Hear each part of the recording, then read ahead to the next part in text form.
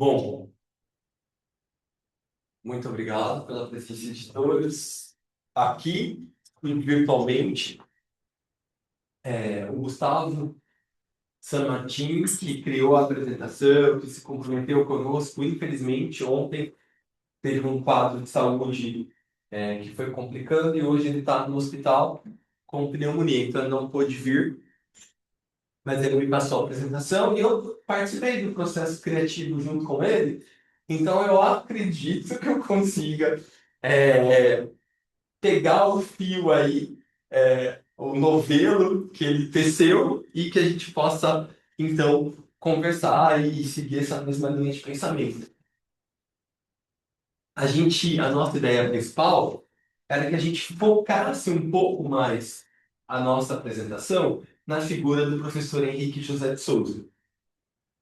Conforme o Gu foi desenvolvendo esse tema, ele foi fazendo relações com a casinha, e aí ele considerou que seria importante também lembrar um pouco dessa figura que é o Papa João XXIII. Então, na verdade, o que eu percebi, e eu fui deixando um pouco, né? Eu fui percebendo que a apresentação dele foi muito mais para a casinha, e não só na figura histórica do professor Henrique José de Souza, que era o que eu tinha planejado. Mas, como a gente é professor, a gente sabe que às vezes o que a gente planeja não é exatamente o que acontece, e tá tudo bem. A gente tem que acolher e ver o que organicamente vai acontecendo. Então, eu nem falei isso para ele, eu fui deixando ele fazer as pesquisas dele, porque eu achei que de alguma forma poderia ser bom para a gente, poderia nos inspirar, e também a presença do professor está incluída. Eu achei que ficou, na verdade, um pouco mais amplo e mais rico do que eu havia pensado anteriormente. Então, eu achei que foi bom assim e deixei esse rumo seguir. E aí, algumas associações que ele fez, talvez eu não consiga expressar da mesma forma, porque foi ele que criou. Aí eu peço já perdão antecipadamente para vocês e a gente vai juntos aí revisitando essa história. Aí eu vou passar depois a apresentação nos nossos grupos.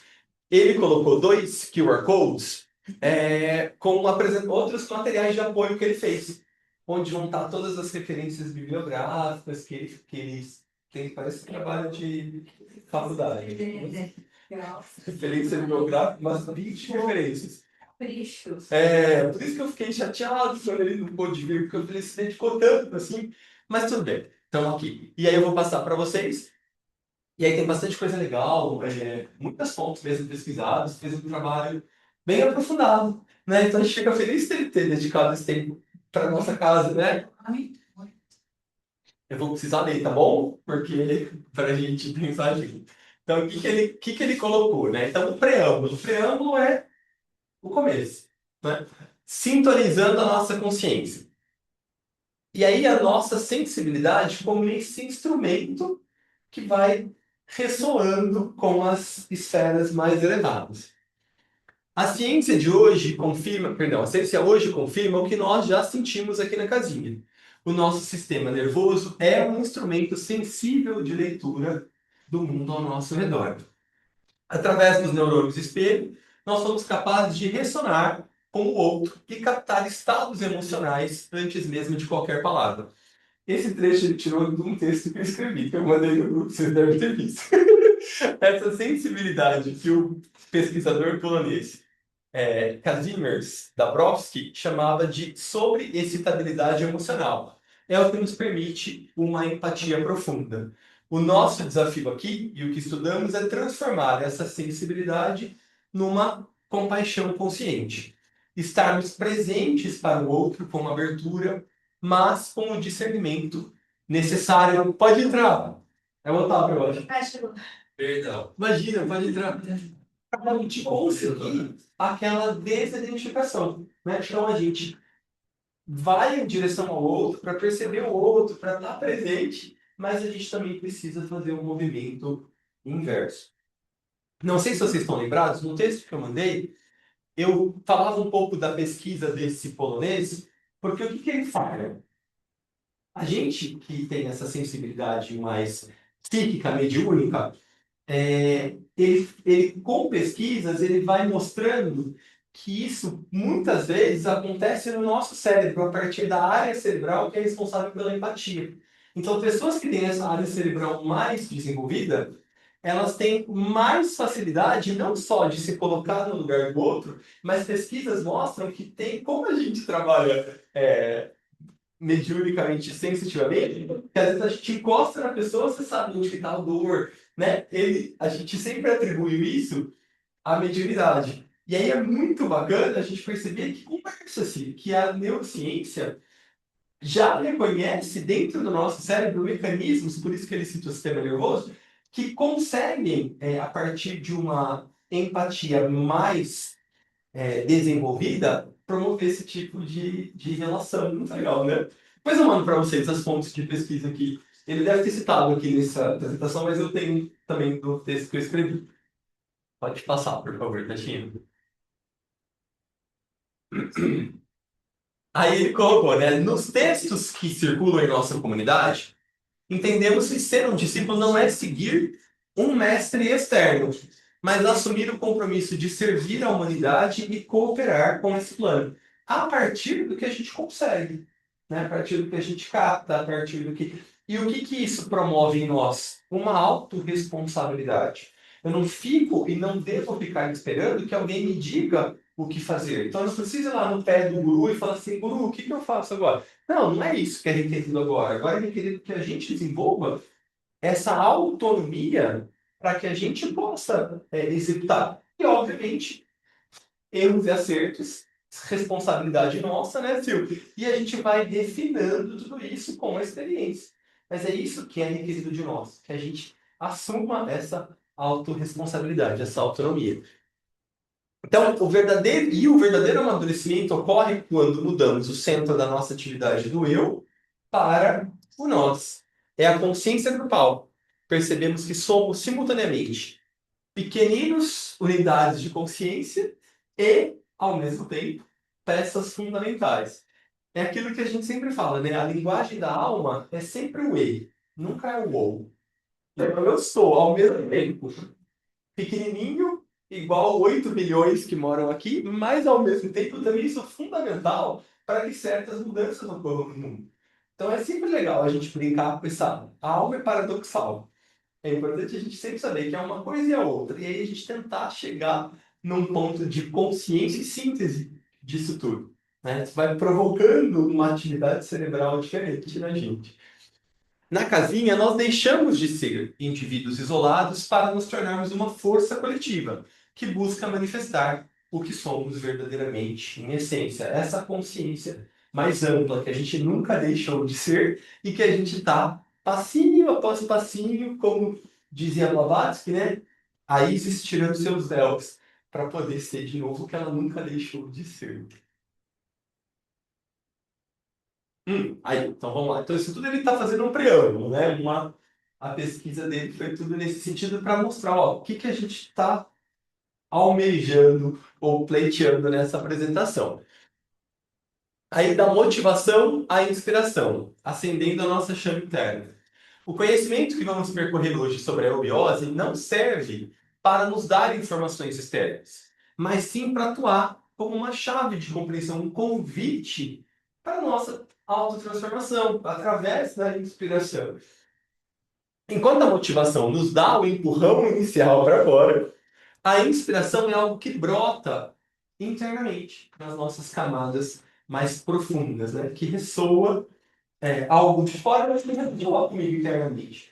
Por isso que a gente busca esse movimento de sair da motivação, que está tão presente hoje, né, na nossa sociedade, mas para ir para uma tônica mais interna, que é a inspiração. A motivação é sempre um estímulo que vem de fora. Vamos lá, Rô, vamos fazer isso, vamos correr, não sei o que lá. A inspiração também vem de uma fonte externa, mas ela só tem significado, ela só existe de fato, à medida em que algo dentro de mim ressoa com isso. E ao ressoar, essa fonte externa promove dentro de mim um movimento que é consciente. Eu não fui motivado a, eu fui inspirado a, percebe? A inspiração, ela conversa comigo, vem também de fora, mas ela acende uma luzinha e eu falo, ah, tá bom, eu vou mesmo fazer isso. E não só. Vamos lá, né? Vamos ser empurrados, como vocês acontecem. A educação verdadeira não é transmitir o saber, mas acender uma chama.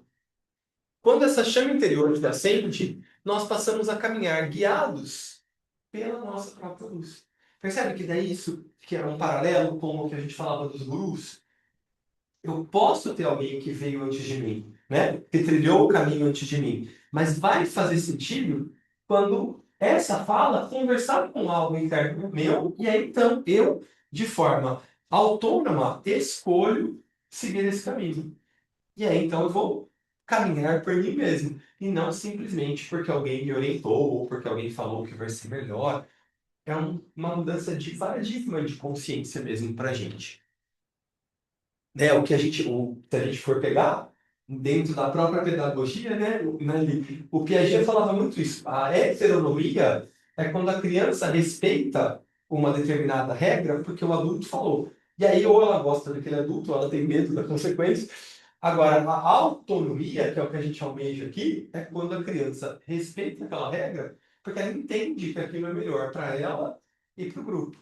Então eu gosto de fazer esses paralelos porque eu acho que não, a gente não precisa separar, né? Eu acho que o desenvolvimento espiritual caminha com o desenvolvimento humano. Então eu gosto de citar os diferentes pensadores porque eu acho que a gente vai criando redes e vai ficando mais claro. Parece que a gente não está falando de uma coisa muito abstrata. A gente está falando de coisas que realmente já podem ser estudadas, compreendidas, né? E aí fica mais fácil para a gente.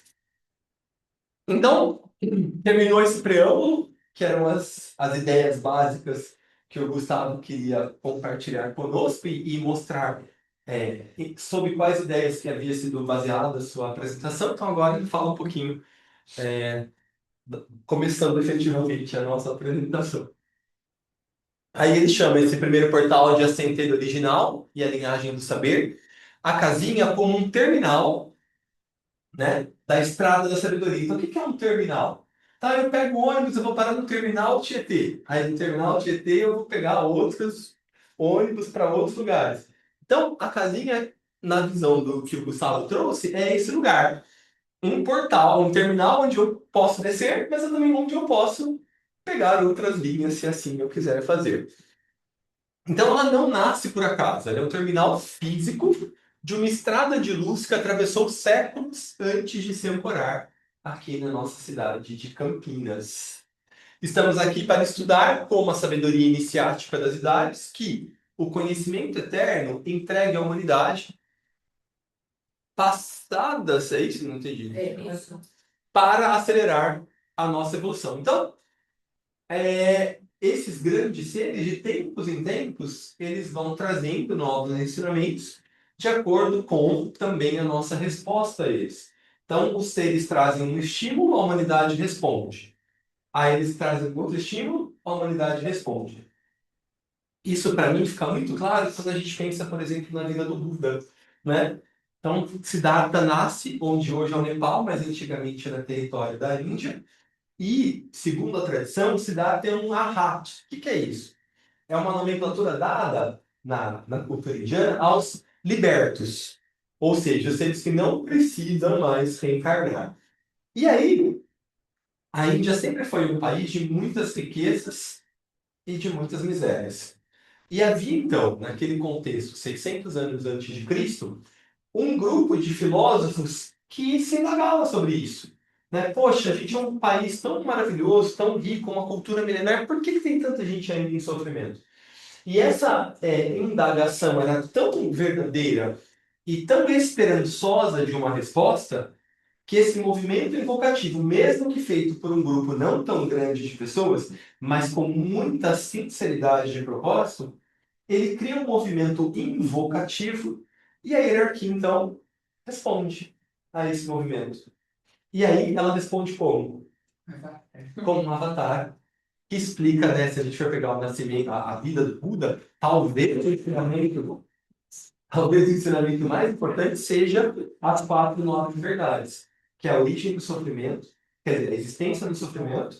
O sofrimento tem como base o desejo, como é possível reverter necessário o sofrimento e o caminho óptimo, que é a maneira de fazer isso. Então, basicamente, a vida dele, claro que dentro disso tudo, teve diversas outras pérolas que ele compartilhou conosco. Mas se a gente for pensar no cerne daquela encarnação, foi para falar sobre o sofrimento. A origem, a existência, a origem, como mudar, né? O que pode ser feito e como ser feito. Então, a gente entende como é importante a gente estar aqui, mesmo que em poucas pessoas, pensando, refletindo, como a gente faz, por exemplo, bastante na segunda-feira, né, Silvio? Refletindo sobre temas, se questionando, porque isso gera um movimento invocativo e a hierarquia, a espiritualidade vai responder de alguma forma para a gente, né? Então, ao longo do tempo, esse movimento existe. Se a gente for pegar, por exemplo, né, também aquele trecho que a gente gosta muito, né, Silvio, do Gita, que o Krishna disse: de tempos em tempos, quando a humanidade se separa da justiça, quando o caos se torna mais potente, eu, eu me manifesto. Então, é uma promessa também desses grandes seres que trilharam o caminho antes de nós, de que não estamos sozinhos. De que, claro, de novo, né? Uma coisa e a outra. Depende de vocês, vocês têm que se virar. Mas a gente está aqui apoiando também. Então, pertencer a essa casa é estar ligado a uma egrégora que une o solo brasileiro ao destino espiritual do mundo. E aí, quando o Gu usa essa frase, quando a gente entender um pouquinho melhor o que é a eubiose e a importância que o Brasil tem nesse contexto para essa escola de pensamento, da qual o nosso fundador bebeu dessa fonte, aí fica um pouco mais claro o que ele quer trazer aqui para a gente. Então, vamos lá. Eubiose significa viver bem. É uma palavra que tem origem no grego, né? Eu, bom, bio, vida, ose, processo. Então, o significado de ter, o processo de ter uma vida boa. Mas não uma vida boa somente material, mas uma vida de significado, de princípios. A eubiose não é uma teoria, mas a ciência de integrar o sagrado e profano no dia a dia. É um manual que nos ensina a navegar a existência sem bater muito o barco, transmutando a nossa inteligência e o nosso coração para o bem viver e, claro, depois o bem servir. Então, a gente retorna um pouquinho na história. Na nossa última palestra aqui, desse ciclo, a gente falou sobre Helena Blavatsky, porque ela é quem abre esse caminho todo do conhecimento que sai do Oriente e vem aqui para o Ocidente. Então, em 1975, ela funda em Nova York a Sociedade Teosófica e teve a coragem de romper com o materialismo da sua época para resgatar a sabedoria das idades guardada no Oriente e apresentá-la para nós, aqui no mundo ocidental. Ela foi a sementeira original. Sem a sistematização da sabedoria oculta que ela realizou para a nossa mente moderna, nós não teríamos a base intelectual do trabalho. Feche o microfone, por favor.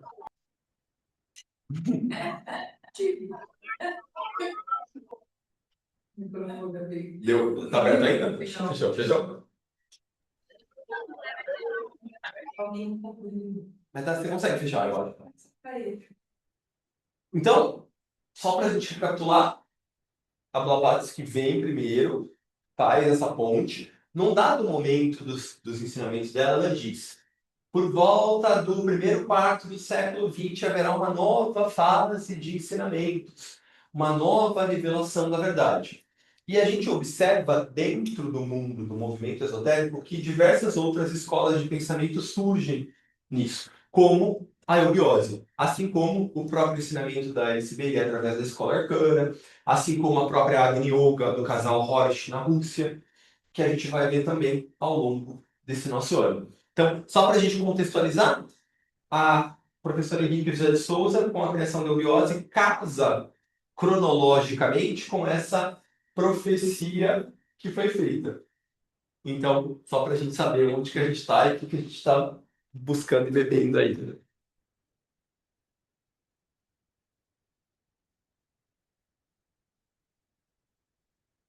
Então, vamos lá. O professor Henrique José de Souza nasce em Salvador, na Bahia, no ano de 1883. A LSB ele nasceu em 1880 e o Assaggioli em 1888. Então são todos aí tudo meio pertinho, né? Uma leva boa que veio para nós ainda bem. Ela nasceu quando? A SBI, 80, 1880. Mas aí tá, ela fundou a sociedade. A Blavatsky, né? São muitos nomes. A medicina, então ele teve que abandonar a medicina muito jovem, por quê? Ele estudava medicina, se graduou, mas a família dele tinha negócios lá em Salvador. E o pai morre prematuramente, ele tem que assumir esse negócio da família, abandonando aí a profissão. Aí, nesse período, ele vai e vive na Índia, né? Por um tempo. Ele viu a dualidade entre o brilho do palco, o peso do comércio, observando de perto o cansaço de uma civilização que precisava de novos rumos, à medida que ele foi se inteirando dos negócios da família.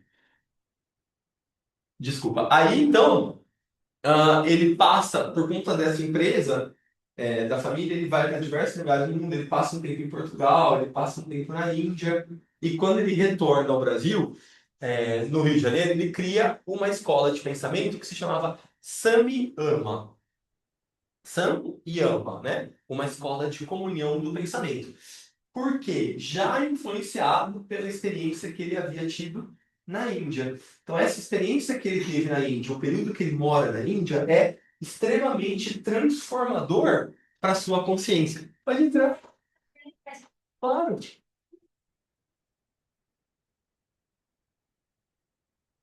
Bem-vinda. Como você chama? Giovana, deve ser. Sua sobrinha? Verdade.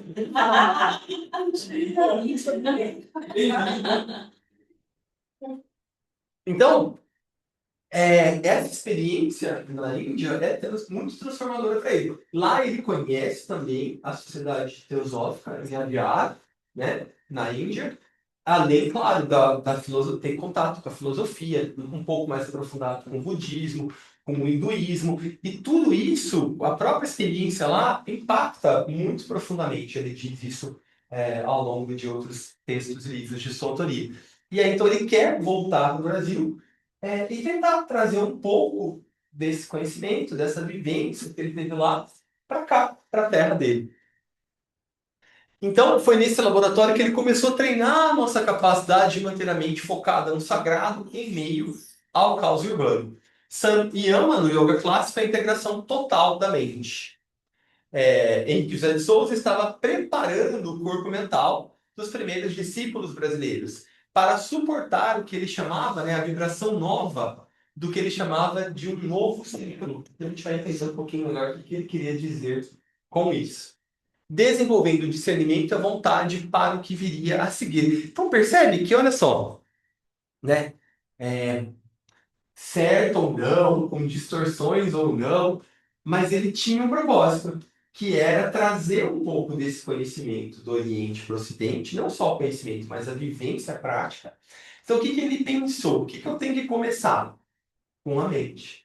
Né? Então, o pensamento. Ele cria essa escola. Depois ele vai criar uma outra, que é a Sociedade Dharana, né? Que aí o que é Dharana em sânscrito? É concentração.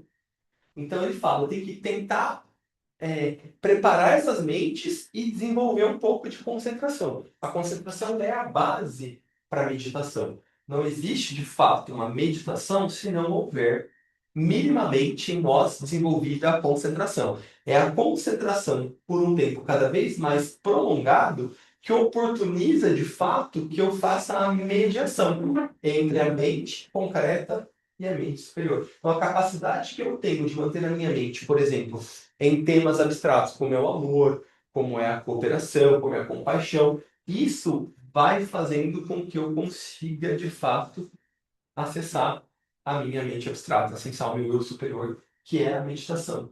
Esse é o objetivo final da meditação, né? Então, o que ele vai fazendo aí, né? Ele busca, então, em 1924, novamente retorna ao Oriente e depois vem para o Brasil. Né? Ele teve contato com as hierarquias espirituais no Tibete, na Índia, e retorna de novo para o Brasil em 24, com a certeza absoluta de que a autoridade espiritual do mundo estava se transferindo do Himalaia para a América do Sul. Existe um ensinamento que se chama o itinerário de Ió. Eu ia perguntar isso. E aí Se ainda faz parte desse movimento. faz. Então, ainda já no início do século XX, o itinerário de O ainda funcionando.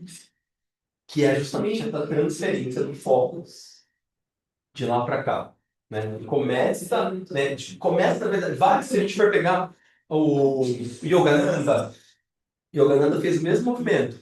Ele nasce na Índia e vem se instalar na Califórnia, nos Estados Unidos. Vários sábios nessa mesma época, impulsionados por esse movimento na hierarquia, fazem isso. No caso do professor Henrique de Souza, ele já era daqui, mas aí ele vai para lá e volta. A Alice Bailey já era daqui, vai para lá e volta. Então é como se alguns já vieram de lá, outros saem daqui e falam, deixa eu ver o que que tem aqui. E aí vem para cá e faz esse movimento todo. Mas parece para gente que é um movimento maior mesmo, sendo orquestrado, e aí quem vai respondendo a esse movimento vai fazendo a sua parte nisso tudo.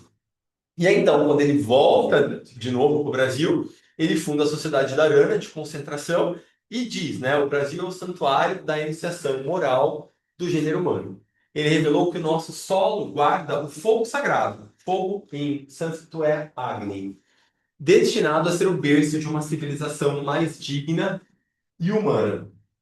Aí o que eu falei é que existem aqui, queria só fazer uma parte na apresentação do Google, que existem algumas divergências em algumas escolas de pensamento, tá? E aí, claro, que não você eu que vou falar o que está falando errado, que eu não tenho essa pretensão, mas eu quero apresentar para vocês duas vertentes diferentes e aí a gente vê o que faz mais sentido para cada um. Não agora, né? Para a vida. Então, o que que acontece?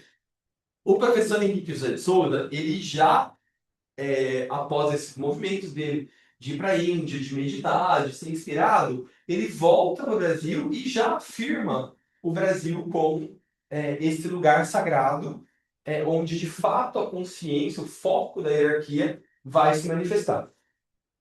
Então, ele diz que isso já é agora. No ensinamento esotérico mais clássico, é dito um pouquinho diferente, mas vocês vão ver que tem uma relação. Então, é dito que a gente está na quinta raça, hoje, né? Na quinta sub-raça e no quinto ramo, olha, muito cinco, né? E a gente está quase acabando esse quinto, sexto, sétimo ramo, a gente está entrando na sexta sub-raça. Mas ainda na quinta raça, que é chamada de ariano. É dito no ensinamento clássico esotérico que o Brasil vai ser o berço da sexta raça. Mas o ensinamento também diz que há, segundo a lei das correspondências, uma relação entre a sexta sub e a sexta raça. É como se jogasse um pouquinho assim, ó.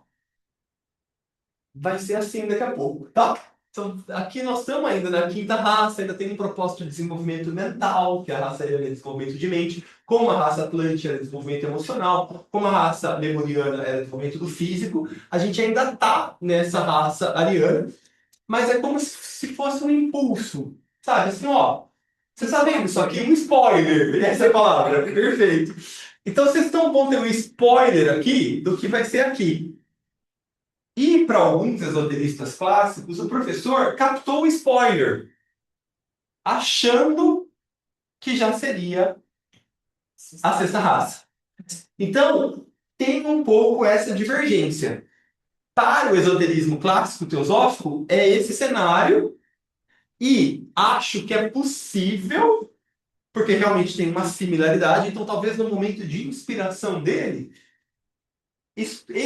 imagina a sensibilidade, a potência disso.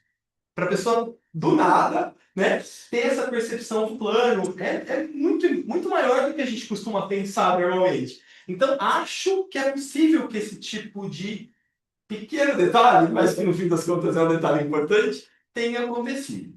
Mas, de qualquer fato, para ele, então, é como se já fosse aqui. E aí o Biose, então, afirma já no momento presente. Né? E a gente viveu muito isso aqui, né, Sil? Porque já se falava muito do aparecimento do Maitreya no Brasil antes do ano 2000, né? Era o que comumente se dizia. E aí eu não gosto de datas por causa disso. Porque a data, ela é algo material. Quando a gente está falando de algo espiritual, não são datas que medem. Só vai haver determinadas coisas quando a consciência responder. Quando a gente tiver certas leis, princípios que, lembra do nosso primeiro slide? Que ressoem com isso tudo. Então não adianta eu dizer assim, ó, vai acontecer uma coisa daqui a um mês. Não. Espiritualmente falando, precisa de um contexto para aquilo acontecer. Por quê? Porque a hierarquia não vai gastar suas fichas em algo que não vai acontecer ainda. Por quê? Se a humanidade não estiver pronta para aquilo. Lembra que eu falei? O processo é sempre esse. Estímulo, resposta. Estímulo, resposta. A hierarquia trabalha assim. Ela joga um estímulo e observa a resposta da humanidade. Aí ela reconfigura o plano. Joga um novo estímulo. Responde. Reconfigura o plano. Ou não, agora respondeu como a gente esperava. Não reconfigura. Vamos para o próximo passo. Mas é esse movimento que vai acontecendo. Só que, claro, né, também é muito fácil a gente dizer isso depois que aconteceu. Na hora que a pessoa está no momento dela de inspiração, é muito fácil a gente se equivocar. Mas por que eu estou falando isso? Só para não perder muito do tema. O quanto é muito sério, e eu sou até chato com isso, quem me conhece sabe, o quanto é muito sério a gente não fazer afirmações sobre as coisas que a gente percebe. Então eu estou lá atendendo a pessoa, veio uma coisa na minha mente, eu já afirmo aquilo, eu até falo para a pessoa, cara, uma pessoa desse nível pode ter se confundido. Imagina, gente. Então, quando é preciso, olha o que a gente já tinha feito antes, né? Uma escola de pensamento, uma escola de concentração. Quer dizer, olha como é importante a gente ter essa responsabilidade e perceber que, assim, não é que não era verdade, percebe? É verdade, mas não era verdade daquele jeito. Então, sempre eu falo isso. Percebeu algo? Não nega, mas guarda um pouquinho mais. Dá um espaço para aquilo. Observa. Faz sentido? Será que não? Ah, nossa, isso aqui parecia tal coisa. Mas aí chega uma outra informação, você vai conectar isso com outra coisa. Nossa, era diferente do que eu pensei. Percebe? E não é que era, não é que tá errado, não é que foi ruim, não é que, sabe? É dar um espaço, porque a verdade ela vai se manifestando à medida que as coisas vão acontecendo. Né? Não é a gente pegar uma coisa e já achar, né? A vida é processual. Então, só fazendo uma parte aqui, se ele está certo ou se ele está errado, não sei. A visão dele já é essa, a visão do esoterismo clássico é essa. Tá bom? E tá ali no último. Quinto ramo. Porque o ensinamento esotérico diz assim, que a gente tem a raça, a sub e o ramo. Então, aqui, por exemplo, depois do quinto, vai vir o sexto e o sétimo ramo. Quando terminar o sétimo ramo, vira a sexta raça. E aí depois da sexta raça, sexta sub, perdão, vai ter o ramo 1, 2, daí vai ser a sétima. Aí o ramo 1, aí vem para a sexta. Sempre terminando certo. Então, o que é dito pela hierarquia no esoterismo clássico é que o Brasil sim será a pátria da sexta raça. Mas isso vai demorar um pouquinho, né? Segundo essas previsões, tá, gente? A sexta raça é a consciência. A sexta raça, a ênfase de trabalho dela vai ser mente abstrata, a consciência. Podemos chamar de consciência. Eu lembro de uma coisa que o Wagner falava nas palestras também, que antes do Brasil, os Estados Unidos já teria sido também essa terra que seria a origem de uma civilização, mas que perdeu esse direito.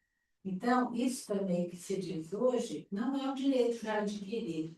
A gente pode perder esse direito se a gente não cumprir a nossa parte também. Bem lembrado, Silvio. Muito bem lembrado. Muito bem lembrado. Muito bem lembrado. Tem que honrar isso, né? Honrar esse impulso, esse estímulo que vai nos ser dado. Agora para a gente entender, porque os Estados Unidos perderam. Você ainda falou meio de nada. E aí a gente vê nesse movimento todo o quanto é preocupante, porque o quanto parece que toda essa potência que foi colocada pode estar sendo manipulado de uma forma negativa, né? Pelo mal, sendo aproveitado pelo mal. E a gente consiga, né? Como foi também na Segunda Guerra. Exatamente. Muito bem lembrado. Vamos lá, desculpa, gente. Só para a gente fazer entender um pouquinho melhor qual que era a ideia dele, e, enfim. Então, vamos lá. Aí o novo Pramanta, ou reconstruir o homem e o lar. Ele organizou um novo ciclo sob a égide do Pramanta, o impulso do conhecimento que surge no início de cada era. Então, qual que era um dos lemas dessa escola de pensamento que é a eubiose? Reconstruir o homem, o lar e a escola. Olha que bonito, né? O homem, cada um de nós, a família e a escola, que é onde a gente ensina as próximas gerações. E é muito inspirador, né?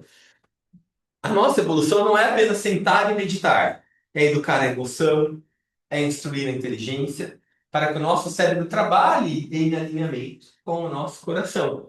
Esse é o fundamento que nos trouxe até a casinha, transformar o saber em uma reconstrução social. E é o que a gente sempre fala aqui, né? A casinha chama caridade e cultura. Então a caridade representa o caminho do coração e a cultura representa o caminho da cabeça. Então é a união desses dois portais.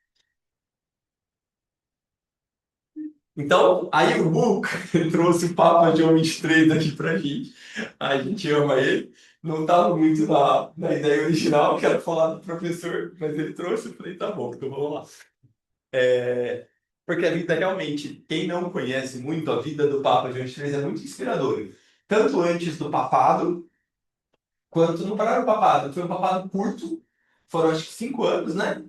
Ele já era bem idoso quando ele se tornou papa, mas apesar de ter sido um papado curto, ele promove mudanças assim, importantíssimas na estrutura da igreja, no sentido do acolhimento, no sentido de aproximar essa instituição da população, que era muito separada antes. Né? As próprias missas eram em latim, tinha uma série de posições que colocava a igreja aqui e a comunidade aqui. Então, o Papa vai fazendo diversos movimentos internos e eu fico pensando no quanto de resistência que eles devem ter tido, porque eu vejo muito isso com o Papa Francisco, que ele tinha muita vontade e que ele não conseguiu fazer muito. O exemplo dele inspirou, mas dentro da instituição, ele não conseguiu promover grandes mudanças. Se a gente pegar o que de fato mudou na Igreja Católica, no papado dele, não mudou nada.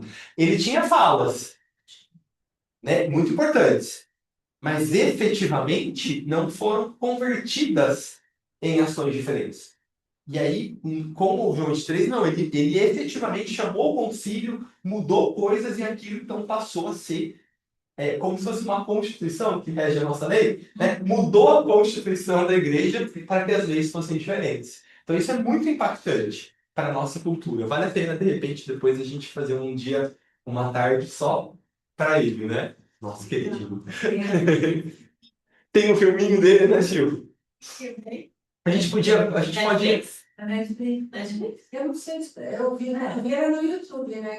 A gente pode fazer uma sessão pipoca, né? A gente Assistir o filme junto, né? Fez uma vez, não fez, Silvio? Podemos falar para eu fazer com a gente. É muito bonito. Depois só contendo a Marita aqui nos 10%. Muito bem. Então, o nosso patrono, o Papa João XXIII, que é conhecido como Papa Bom, foi quem preparou o coração do mundo para essa nova etapa. Como que ele fez isso? Em 1962, ele convoca o Concílio II do Vaticano e buscou uma atualização da igreja e o diálogo entre todas as religiões. Então, ele promove já um ecumenismo que não era próprio ou característico da Igreja Católica Romana. A Igreja Católica Romana tinha bastante divergência com o seu próprio braço próximo, que é a Católica Ortodoxa. E como ele viveu muito tempo na Turquia, ele começa esse movimento aproximando esses dois braços da Igreja Católica. E aí, quando ele consegue fazer isso, ele fala, pessoal, tá todo mundo no mesmo barco. Somos tudo farinha do mesmo saco. Vai tudo pro mesmo lugar. E aí, isso promove vinda da figura principal, mudou bastante essa questão no mundo. Então, esse evento não foi apenas católico, mas uma ativação espiritual. Por quê que é uma ativação espiritual? Porque rompeu isolamentos dogmáticos e permitiu que a humanidade começasse, de fato, a abraçar essa ideia de uma fraternidade sem fronteiras. vindo da religião principal do mundo naquela época, que era o catolicismo. Então a vida dele foi muito importante aí, né, para todos nós. E aí então, né, que ele chama de ecumenismo vibracional, gostei dos nomes que ele deu. O encontro dos mestres. Não é? Ele foi muito perspicaz. Por isso que eu fiquei chateado que ele não está aqui. Tá bom, vamos lá. Então, Maitreya, a caridade como ciência do espírito. Essa abertura vibracional promovida por João 23 ressoa diretamente com o advento de Maitreya, o instrutor do mundo e o Cristo da nova era, esperado por todas as tradições. Então, não sei se está todo mundo acostumado, Maitreya é um nome também indiano. Dentro do budismo, ele é conhecido como o Avalokiteshvara da compaixão, ou Senhor da compaixão. E na tradição esotérica, é o nome do Cristo quando ele, desse ser, né, que talvez quem apareça aqui entre nós, ou que se comprometeu a estar conosco aí por mais um tempo, nos auxiliando. E aí, então, a casinha sempre teve no uniforme dela o nome do Maitreya, porque o nosso fundador, né, o irmão Décio, o Papa João XXIII, através dele, dizia que ele era um arauto de Maitreya, ou seja, aquele que anunciava o Cristo. E a própria vida dele foi uma vida de anunciar uma fraternidade maior. Quando a gente pensa em Maitreya, a gente sempre associa com o Cristo da Era de Aquário. Oi? Do Papa. Do Papa. Então, o Cristo, Maitreya, ele deve ser o avatar ou a figura principal da nova era. O que é a era aquariana? É uma era de fraternidade, uma era de cooperação, uma era de liberdade, de respeito. Então, por isso que o Gu fez a associação, porque o papado do João 23, principalmente durante aquele concílio, já começa a disseminar essas ideias aquarianas de fraternidade, de respeito, de cooperação, enfim. Aí esse foi mais ou menos esse o link que ele quis fazer, eu acho. Então ele não vem para salvar a humanidade de forma mágica, mas para nos ensinar a salvar a nós mesmos, através da partilha correta e da justiça. Quando praticamos a caridade consciente, aqui na casinha ou em qualquer lugar, né? Nós estamos limpando a nossa sala interna, para que a luz do Cristo possa brilhar através de cada um de nós. Então esse sempre foi um lema nosso, né? Busca o Cristo dentro de você. Não fica esperando fora, né? Aquilo da autonomia e da heteronomia. E aí, então, né? O Brasil como esse corpo sagrado. Nós entendemos que assim como o ser humano tem chakras, centros de força, o nosso planeta e o Brasil também possuem esses pontos onde a energia se concentra um pouco mais. E aí, falando um pouquinho do professor Henrique José de Souza, que é o fundador do Biose, ele traz 3 sistemas geográficos ativos no Brasil que funcionam como espírito ou mônada, alma ou consciência e inteligência da nação ou a própria personalidade integrada, como a gente fala nos nossos estudos aqui.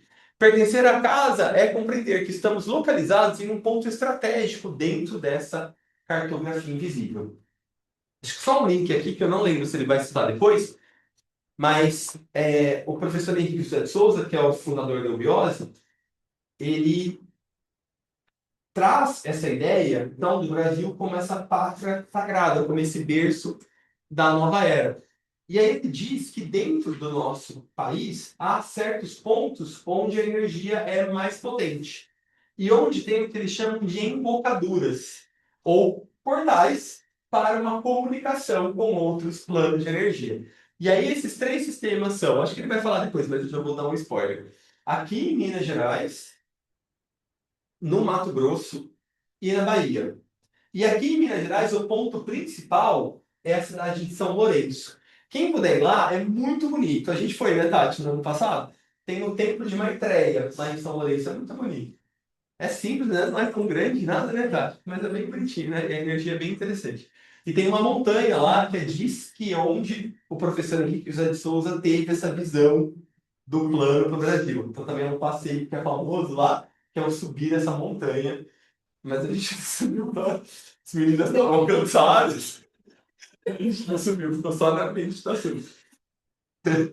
Mas, mas o nosso fundador aqui da casinha, que é o irmão Décio, Lauria, ele foi muito ativo nessa escola de pensamento, que é a Ebiose. E ele foi, inclusive, um dos fundadores dessa loja aqui na cidade de Campinas.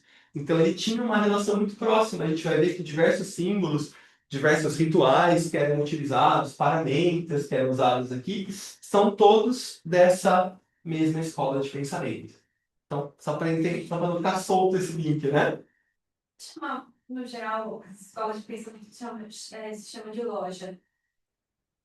Porque é um jeito, na verdade, que eles usaram para, de repente, não chamar escola, para chamar loja. Não consigo, já me fiz essa pergunta, eu não consigo enxergar uma resposta, mas é como eles usam mesmo. Vendendo o pensamento. É, talvez seja isso. Tá vendendo o pensamento. Talvez seja isso. Um pouco de com igreja, né? Para dar uma distinção. Uma distinção. Tô bem. É. Faz bastante Uma pergunta interessante. Faz bastante sentido. Nós Uma questão do imagem. ficar só na coisa da religiosidade, porque na verdade é um estudo também, né? E quando a gente pensa em igreja, igreja é a denominação cristã do templo. Então não existe uma igreja que não seja cristã, por exemplo. No budismo é o templo. Então talvez possa ser isso, mas é uma boa pergunta. Podemos até pesquisar mais depois. Então, acho que pode passar esse, né, Tati? Então, e aí isso é muito legal, porque aí ele coloca dessa forma separada. Então, o de Minas é o espírito. O que é o espírito? É a mônada, é o primeiro aspecto, é a causa de tudo, né? É de onde a vontade se manifesta. Então, são 7 cidades sagradas. São Tomé das Letras, Ailuoca, ele não quis pôr todas, eu acho, mas eu tenho marcado, em fato, não lembro de cabeça todas. Mas é porque São Tomé e Ailuoca a gente foi junto, eu acho que é por isso que ele está colocando. Orbitando São Lourenço, que é a cidade-luz que sintetiza o sistema. Aí, vamos para o segundo, né? Vamos pensar em raios. Então, o segundo raio seria Bahia, o coração ou a alma, a consciência. O sistema itaparicano, ligado à Mãe Divina e ao amor, com síntese na ilha de Itaparica, na Bahia, mas também tem outras 6 cidades que compõem esse sistema. Mas é verdade. Você acredita? Eu acho que pode ter algumas distorções. Mas eu acho que faz sentido dentro da lógica dele. Mas, pessoalmente, eu, Paulo, acho que pode ter um pouco de distorção. Mas, quem sou eu agora do dia, né? Fica aí o que a gente vê que funciona. E aí, Mato Grosso, que é o terceiro aspecto, né? O aspecto inteligente, o terceiro raio.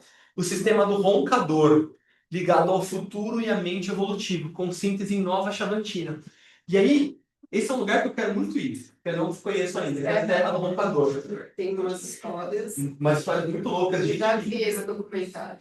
de gente que entrou e não voltou, que ela tem esse nome de roncador porque ela fica com barulho constante.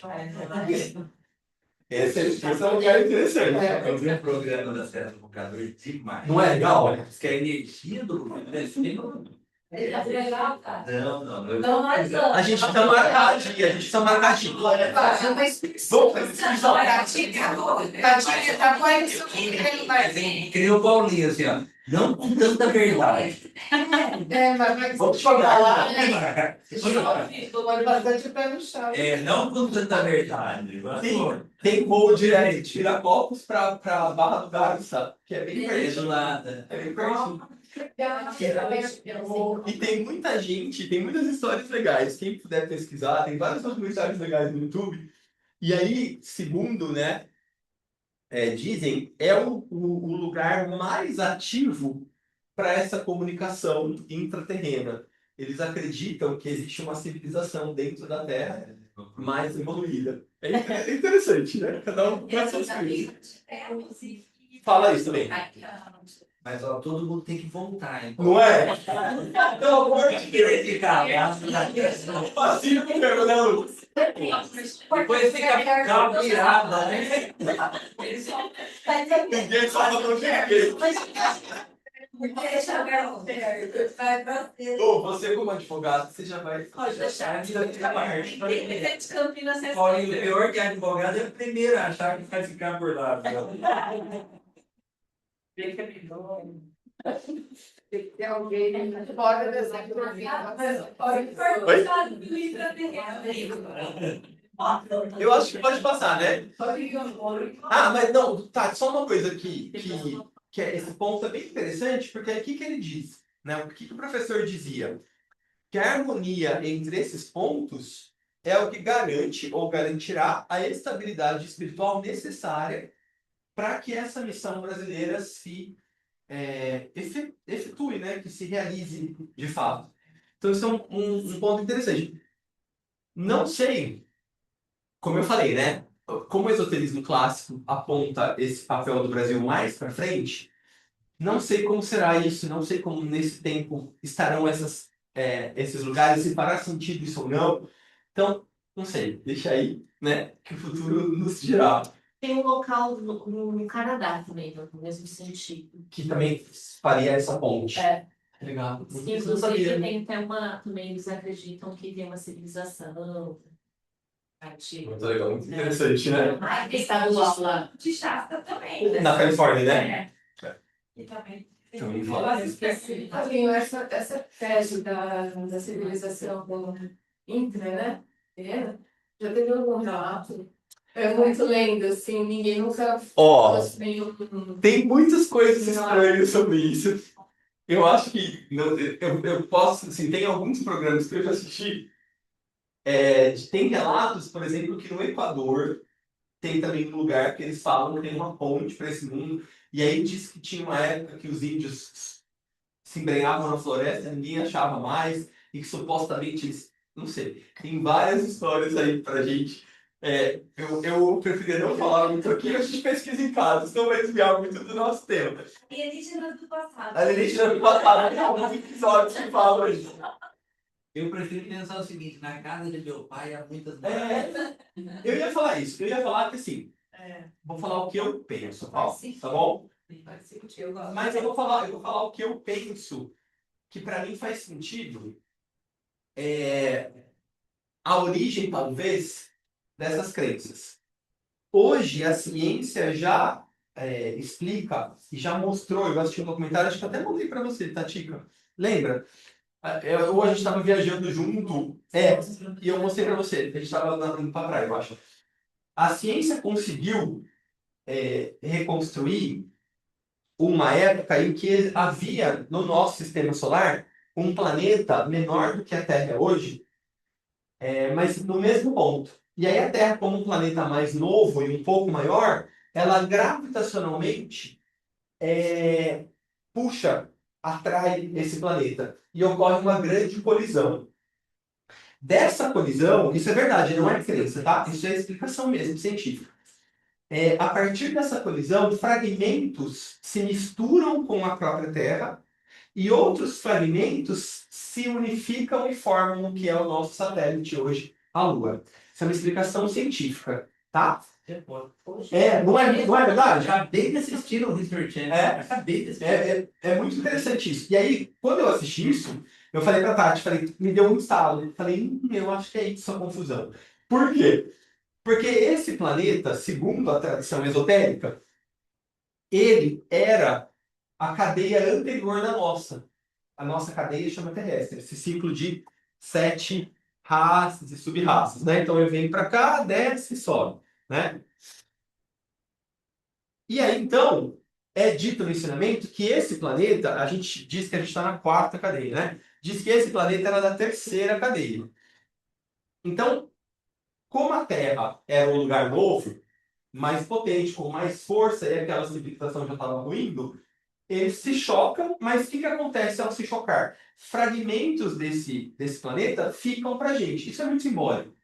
É como se fosse assim, ó, a nossa experiência aqui terminou, mas olha a síntese do que a gente aprendeu. Está aqui para vocês.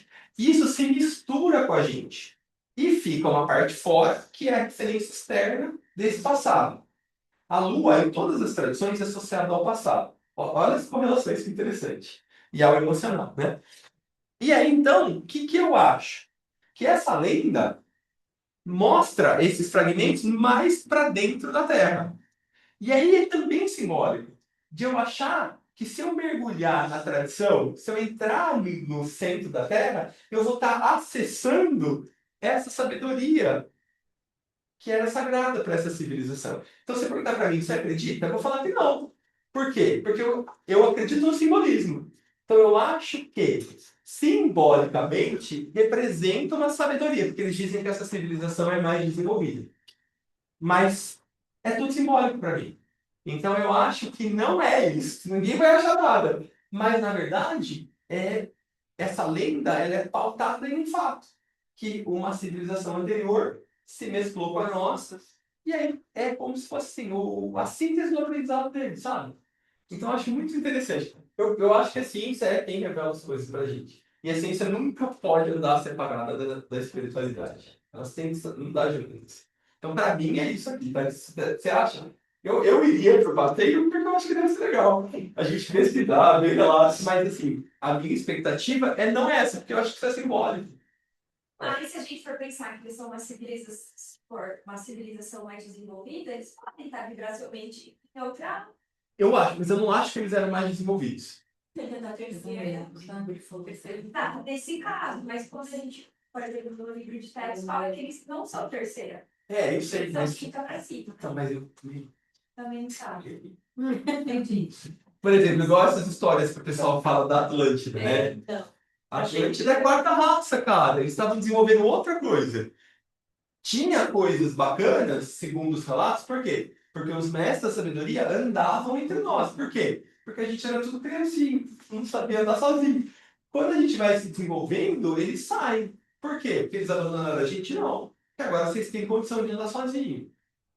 Entendeu? Então, eu acho que tem distorções nessas visões. Porque para mim é muito mais lógico isso. Para mim é muito mais processual desse jeito como o esoterismo explica, sabe? Mas é a maneira como a minha mente funciona. Não estou querendo dizer que está certo ou está errado. Eu acho que a gente é livre pensador. Vocês me perguntaram, o que eu acho, tá? Então, para mim, eu gosto do processual, eu gosto de entender o processo. Mas, enfim, vamos lá, né? É uma nova Gente, perspectiva. e assim, Pra mim. quem tem certeza? Ninguém. Teste de olhar os olhos. Que também tem isso garante qualquer coisa. Eu estou compartilhando com vocês o que eu penso. Mas se eu tiver qualquer evidência que meu pensamento está equivocado, eu vou abandonar minha tese, com certeza. Não é? A gente tem que estar aberto para o problema. Olha, é interessante porque no livro dos Espíritos, né? No livro dos Espíritos tem uma pergunta que pergunta se existem outros mundos habitados, né? E aí a resposta, assim, em síntese, não vou dar a resposta certa, mas assim, diz assim, e o que vocês acham dos peixes que nadam entre os mares? Eles acham que lá é só o mundo deles? Ou seja, eles não sabem do nosso Do que mundo, tem lá. não conhecem o nosso mundo. E nós não conhecemos outros mundos que podem estar aqui agora, nesse exato momento, que a gente não consegue ver. A gente não consegue. Essa resposta é bem sábia. Porque ela responde sem saber. Não fala tem ou não tem, entendeu? Esse Se espírito. você olhar, parece que tem. Parece que tem, entendeu? Mas tem que Mas ser é assim. assim, tem que ser assim. Tem que ser assim. Para fazer a gente pensar, entendeu? Porque Pra fazer a gente pensar. não é você responder uma questão, porque responder a questão é fácil. Responder, tu responde. E assim, o que eu, né? E a gente vai responder do jeito que a humanidade vai usar isso contra. Então por que não prova? Então é um charlatão, sabe? Ele é uma sabedoria, sabe? Porque eles estimulam que você gosta. Porque vai chegar a hora da gente chegar a ver em algum momento. E tem que ter um desenvolvimento moral compatível com isso. O que me preocupa mais hoje é que a gente tem um super desenvolvimento tecnológico e o nosso moral está aqui baixo. Isso que é o grave. Porque teria que estar mais ou menos caminhando junto, né? Senão vai saber o que acontece, né? E será que então esses mestres todos. Será que eles não estão dando chacoalhões na gente, a gente? Eu consigo ver vários.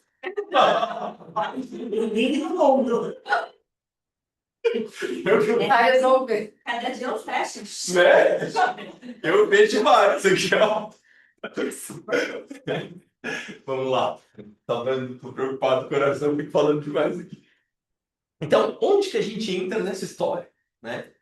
Campinas foi escolhida como um ponto estratégico de ancoragem aqui no estado de São Paulo. Nosso fundador sabia disso profundamente, pois tinha um vínculo histórico direto com a nossa loja aqui de Campinas. Ele não construiu apenas um prédio de caridade, mas essa analogia eu gostei muito. Mas instalou uma antena receptora para que as energias dos grandes sistemas convergissem aqui e fossem transformadas em amor prático aos irmãos que nos procuram. E essa é a nossa missão, né? É a gente estar presente e transformar toda essa história. Qual que é o propósito? É o amor prático. Né? É a gente ser um lugar de acolhimento, um lugar de escuta, um lugar de reflexão, um lugar de caridade e um lugar de cultura. Né? Então vamos lá. Nós não vemos os símbolos aqui na casa como meros enfeites. Eles são como se fosse uma tecnologia da luz. Um símbolo só funciona na consciência quando a gente compreende o seu significado. Se eu vir algo e não entender o que aquilo significa, não tem o menor sentido. Né? Isso que é uma coisa que eu gosto sempre de falar entre o que é secreto e o que é sigilo. Né? Tem uma diferença aqui. Né? Então, por exemplo, você fala, o símbolo secreto da maçonaria. Não é secreto, é sigiloso, é uma informação que eu não quero compartilhar. Mas o símbolo só tem significado se eu sei o que ele representa. Se eu não sei, eu vou olhar para aquilo, eu vou olhar para essa cruz e vou falar, é bonita, tá bom, tem sentido para mim, tô vendo. Agora, se eu entendo que essa cruz é o símbolo dos templários, que os cavaleiros templários foram um movimento da igreja para tentar resgatar uma série... Percebe? Aí eu me conecto com esse símbolo. Se eu não sei, ele é só um símbolo. Talvez aí fica bonito. Segue a vida, né? Então, é importante a gente lembrar disso, que quando a gente tem um símbolo, é importante a gente saber o que ele significa. Porque senão ele não vai ter nenhum significado para nós, ele vai só estar lá, de enfeite. Não vai ativar nada. Não vai ativar nada. Porque essa é uma função, muito bem lembrado, Silvio. A função do símbolo é, de uma forma sintética, promover uma ideia dentro de mim. Aquilo que a gente falava da inspiração, né? Ele deve... Isso, exatamente. Seria legal aqui na casa a gente ter uma legendinha? Eu tava Não sei, Só curiosidade, só é. Se o Wagner tivesse aqui, ele diria, vem as palestras.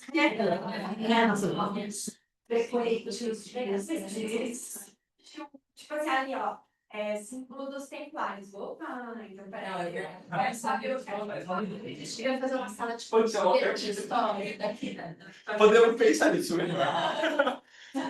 Então, um símbolo só funciona na nossa consciência quando a gente compreende o seu significado profundo. eu tô entendendo diferente. Ao olharmos para eles, estamos ativando ferramentas que equilibram o ambiente, protegem o nosso salão e principalmente, né, elevam a nossa vibração durante as atividades ritualísticas. Então, por exemplo, né, um dos símbolos que é a estrela de Davi, que tem lá na frente, né? Um dos nomes da estrela de Davi é hexagrama, por que hexa? Porque ela tem 6 pontas.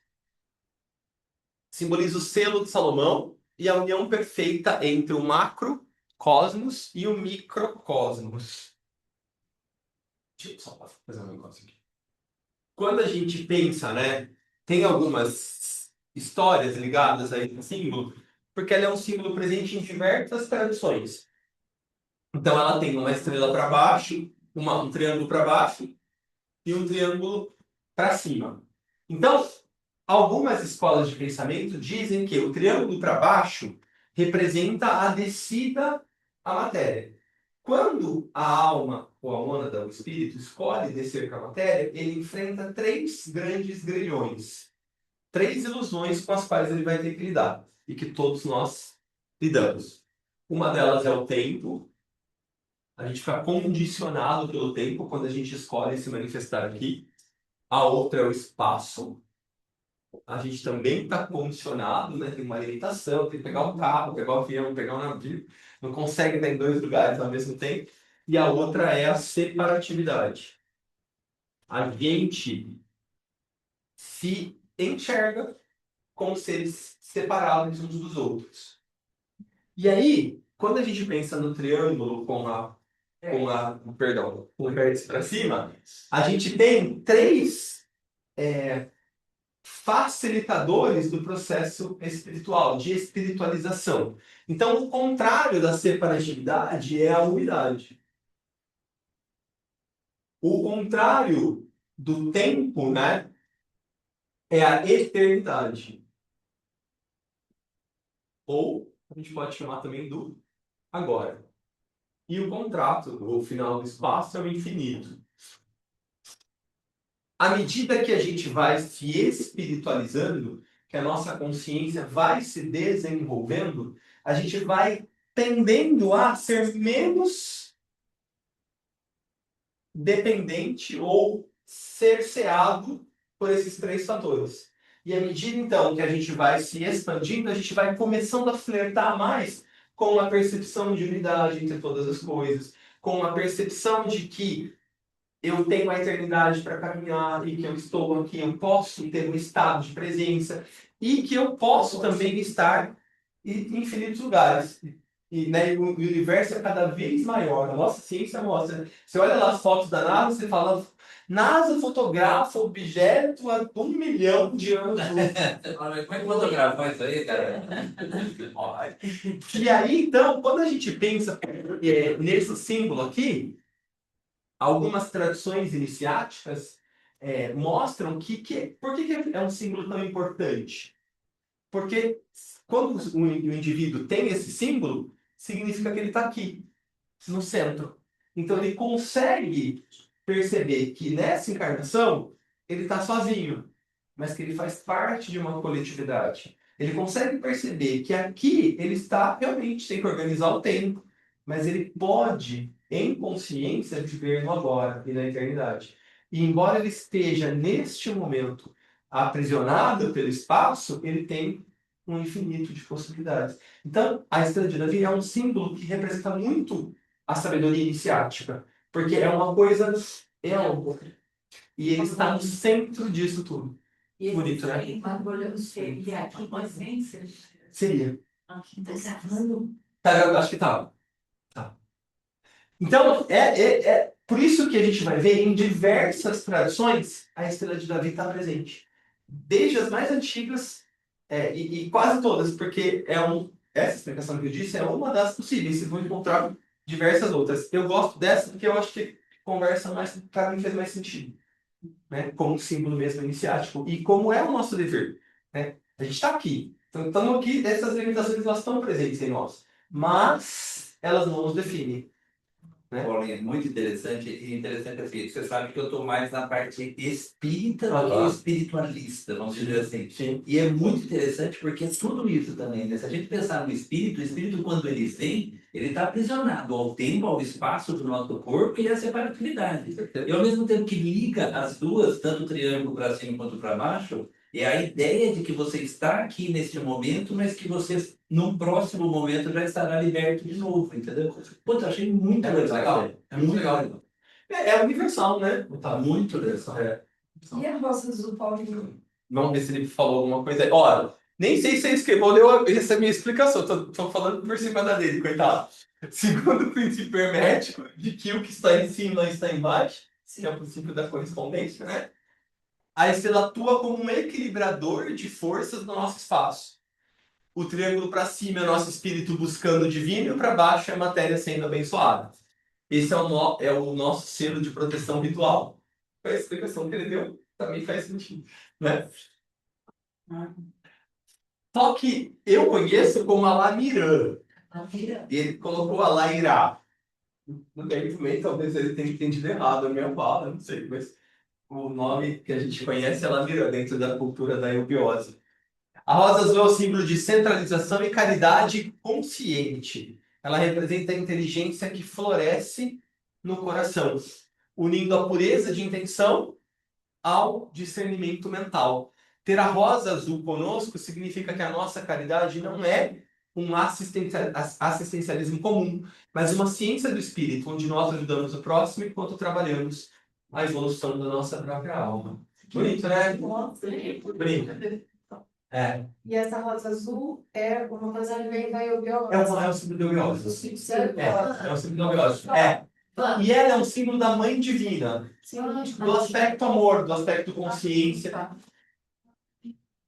Lá dentro da salinha também, a evolução no fundo, é muito parecido com a sala de forma. Depois vocês olham lá. Isso aí, Uma aranha. Em cima de tudo. Não, acho que na verdade o bichinho foi preso pela teia. Foi o jantar, não vai você não. Não, já é o jantarzinho. Pode passar. Criança azul, só perguntar uma coisa que eu já ouvi falar na rosa mística. Não tem nada a ver. Falando de rosa, eu já ouvi falar Santa Rosa Mística. Rosa Mística. Uhum. Não tem nada a ver com essa rosa azul. Não. Tá. Aí o Gustavo colocou, né? Os paramentos, cajados, espadas. E quem é aqui mais antigo da casa eram presentes em diversos rituais. Né? Hoje a gente não tem mais, mas eram presentes. Durante o momento do Evangelho, utilizamos ferramentas que possuem funções técnicas precisas. O cajado funciona como uma antena de ancoragem. Ele altera a vibração das palavras do Cristo e a espalha por todo o salão para quem nos assiste em casa. Uma ideia dele é essa, não fui eu que falei, tá? Porque o cajado, para mim, tem outro símbolo. Deixa eu pegar aqui.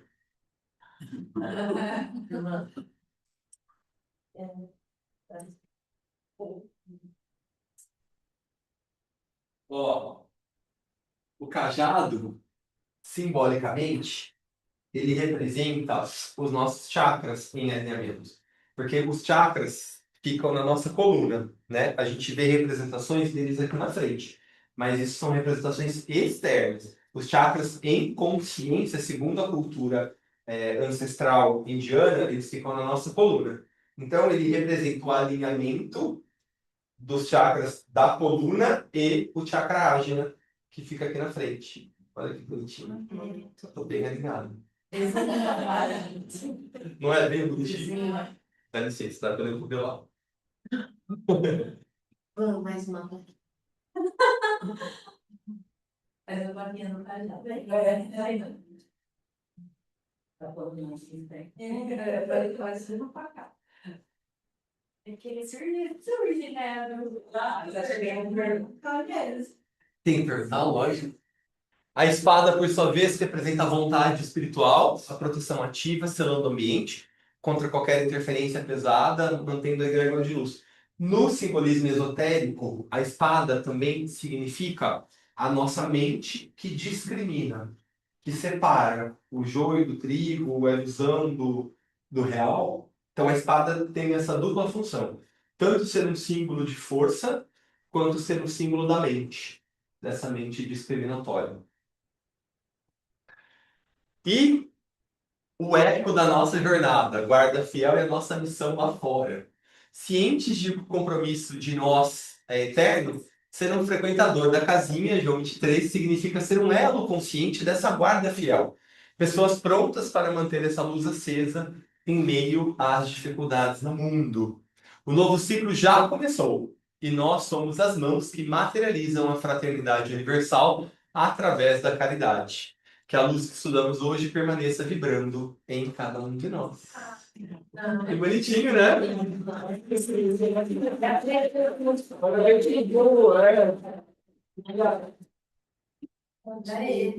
Tá no hospital. Tá no hospital, tadinho. Vai ser manda. Mano. Paulinho, eu tenho uma pergunta que você falou agora há pouco, né, que você falou no começo da aula, pelo menos, e na parte lá no Tibete, né, que você falou assim que existiam alguns pensadores que estavam estudando a disparidade entre a riqueza e a pobreza naquela região. Hoje a gente vê também, até hoje a gente vê a hierarquia de castas na Índia, né, e uma disparidade também muito grande entre a riqueza e a pobreza na Índia. O que é a minha pergunta? Minha pergunta é a seguinte: isso continua existindo na Índia até por causa do pensamento das pessoas que vivem lá, da aceitação das castas e da aceitação da condição dela enquanto matéria hoje, e pensam mais no espiritual do que nós? Ó, essa pergunta é muito boa. E tem alguns pontos que são importantes da gente pensar juntos. Por exemplo, é uma distorção essa questão das castas. Como eles estão numa civilização segundo o ensinamento, lembra que eu falei que a gente estava na quinta raça, na quinta sub? Sim.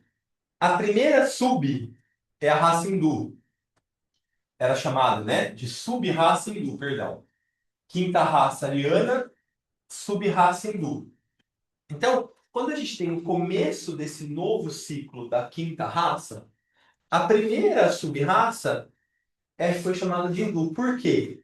Porque ela vem primeiro como essa semente na Índia, em toda aquela, não só Índia, né? Índia, Tibete, Nepal, mas em toda aquela região.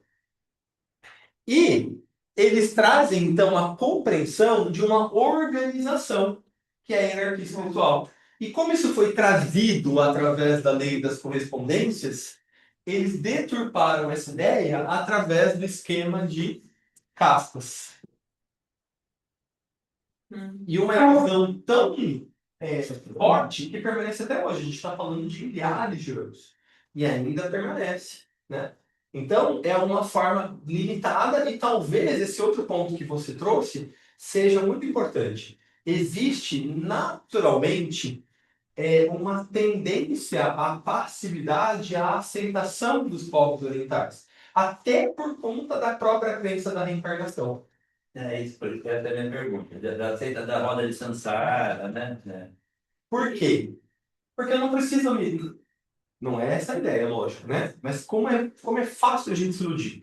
Então, já que eu tenho uma infinidade de encarnações, tá bom. Se eu não fizer isso, eu passo na próxima eu posso ser aquilo, na próxima... E eles não se incomodam tanto. Se hoje eu estou nesse lugar da casta, pode ser que na próxima encarnação eu esteja aqui. Percebem? E aí acaba prolongando isso. Eu percebi muito isso na Tailândia. Eles aceitam uma pobreza de uma forma e tá tudo bem, feliz, amoroso. Mas isso, por um lado, é positivo. Por outro, não, porque você não cria, não constrói mudanças estruturais que poderiam melhorar aquela população como um todo. Não é como se não toque, mas também não sai da zona de Não conforto. sai da zona de conforto, exatamente. Então, para você ver como tudo na nossa vida material aqui, tudo é dual, né? Então você tem um lado uma coisa que é boa e é ruim, do outro, se a gente olhar o nosso lado, né, mais ocidental, com mais ritmo das coisas, mais materialista, ou mesmo até com a influência católica, que pôs essa coisa de céu e inferno, é meio que o controle de comportamento, né? É pelo medo, é horrível, mas é um controle de comportamento. Por isso que até o bom e o ruim é ilusório, né? Às vezes o ruim é bom e o bom é ruim. É verdade, porque é bom por um lado, mas pode estar atrapalhando aquilo. Por isso que às vezes a gente fala, né, de desenvolvimento espiritual, você de repente ter condições muito favoráveis não é bom, É como? porque você não cresce, né? Então é interessante pensar nisso. Mas isso pode ser um outro dia de conversa. Tudo agora. Claro, sim, pode falar. É que tem esse quadro, esse ali teria uma símbolo Maravilhoso. que representa a cartinha. Eu falei pro Bu e ele até tirou uma foto. Eu consegui perceber em alguns momentos que tinha elementos desse quadro, mas ele não evidenciou. Que é isso que eu estou falando. Tem um quadro aqui fora que fala muito o que é a casinha, né? Qual o propósito dela. Então, eu convido vocês lá, antes de saírem. Posso ver que eu tiro uma foto? Que daí Pode ser, pode ser. O Paulinho, ele falou que o desenvolvimento espiritual é muito pior você ser rico do que você ser pobre. É muito pior para o desenvolvimento espiritual, né? Porque até quando você é rico, você tem que às vezes se desapegar das coisas e você não consegue. Então isso atrapalha o seu desenvolvimento. Por isso, aquela passagem onde o Cristo diz é mais fácil um elefante passar pelo Buraco da buraco da agulha do que um rico entrar. Por quê? Não é porque é ruim ser rico, né? É porque você realmente fica com uma série de facilidades que não vão instigar a mudança. Porque o que faz a gente crescer é quando a gente está desconfortável. A gente até falou no nosso curso de quarta-feira que tinha um negócio lá antigo na filosofia medieval que era chamado de divina inquietação. Ou outros filósofos chamavam de divina insatisfação.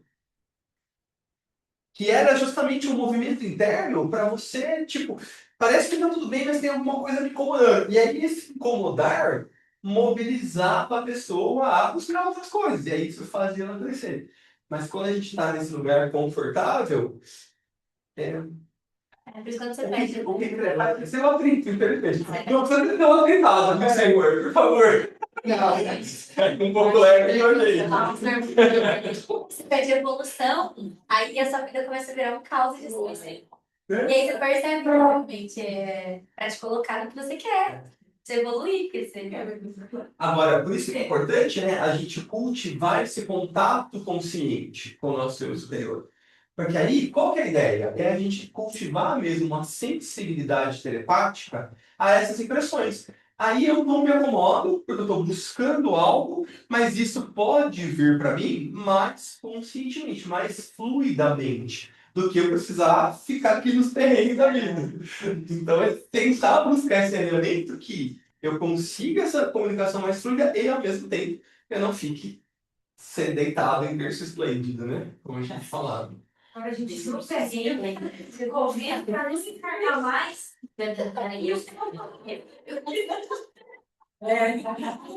Que escola? Somos nós, porque já estivemos lá muitas vezes, mano. A gente também faz parte desse itinerário de óleo. A gente fala brincando, mas às vezes a gente não percebe a nossa participação nisso tudo. Eu tenho certeza que que a gente faz parte desse movimento. Esse itinerário de ó, É essa mudança da ênfase, que foi, lembra que eu falei? Olha, a primeira raça era a raça hindu. Então, o que acontece? Lá é o Oriente. O Oriente não é onde a gente não fala se orienta, né? O Oriente é onde nasce o Sol primeiro. O Sol nasce no leste. Então, tudo isso é importante a gente pensar. Então, a luz vem primeiro no leste. É natural que o movimento da hierarquia tenha sido mesmo lá primeiro. E agora vem para o oeste. E aí, esse, simbolicamente, é chamado de itinerário de Iol. É a transferência do polo de consciência do Oriente para o Ocidente. E eu tenho certeza que a gente faz parte disso também. Porque a gente está falando aqui de vários conceitos que são orientais. O próprio Espiritismo faz isso, né? O Espiritismo ele é uma simplificação de conceitos orientais. Então ele traz de uma maneira que faça sentido aqui para o Ocidente. Por isso que teve as manifestações. Simplificação não é de um jeito ruim, tá? Não estou falando de um jeito negativo. Não seja melhor ou pior. É no sentido mesmo de linguagem. Então a gente pega conceitos orientais e coloca numa linguagem um pouco mais ocidental, um pouco mais palatável e um pouco mais coerente com o modus operandi daquilo do Ocidente. E a função é essa, tá bom? Não estou longe de desmerecer.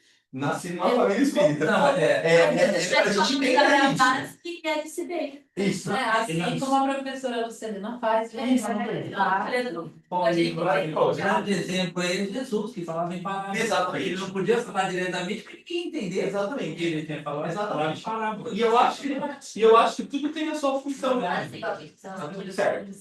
No próprio espiritismo, na versão do Divaldo, respeitava Muito. É verdade. Muito. Ele parece Muito. mas falava da Cristo, Muito. de visitar a Índia, e não é Quando eu dava aula de meditação na casa de Jesus, uma das coisas que eu sempre usava era que a Joana de Ângeles, que é o mentor, né, dele, principal, ela tinha uma série de livros que ela chamava de série psicológica. E ela citava muito o Roberto Assagioli, que é o psiquiatra italiano onde eu fiz a minha formação em psicossíntese. Então, eu usava diversos conceitos da psicossíntese e eu tinha uma entrada mais fácil porque a Joana falava sobre eles. Então ninguém me criticava muito, porque eu falava, olha, eu tô falando. Você foi sapo, né? Eu só tinha que controlar minha boca, eu não queria falar mais. Esse sapo, o cachorro do tio. Não, eu tenho você, mas ou menos ele dá para medir, né? Não dá para medir muito, Van, porque depende muito mesmo dessa resposta. A tendência é que seja mais. Quanto mais para cima, seja mais rápido. Porque aí, de novo, né? Volta para cá. O tempo, ele se relativiza à medida que a consciência se expande. Então, quanto mais a nossa consciência está mais embaixo,